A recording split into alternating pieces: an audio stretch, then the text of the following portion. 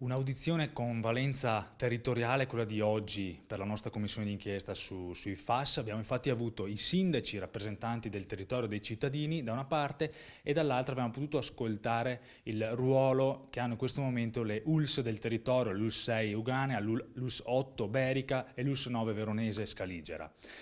È stato molto importante mettere in contatto chi deve dare le risposte sul territorio, chi ovviamente ai cittadini, come primi cittadini, appunto sindaci, vice sindaci che oggi erano presenti in numero molto elevato, 29 erano presenti oggi, questo dà anche importanza alla Commissione e a sua volta la Commissione dà importanza al ruolo dei sindaci sul territorio, dall'altra parte chi deve dare le risposte sanitarie sul territorio, quindi le ULS che si stanno muovendo sia per il biomonitoraggio ma poi anche per la prevenzione di chi è stato contaminato da FAS. Quindi riteniamo che sia stata una audizione prolifica e di coordinamento appunto tra la Regione, l'istituzione, la nostra Commissione e il territorio.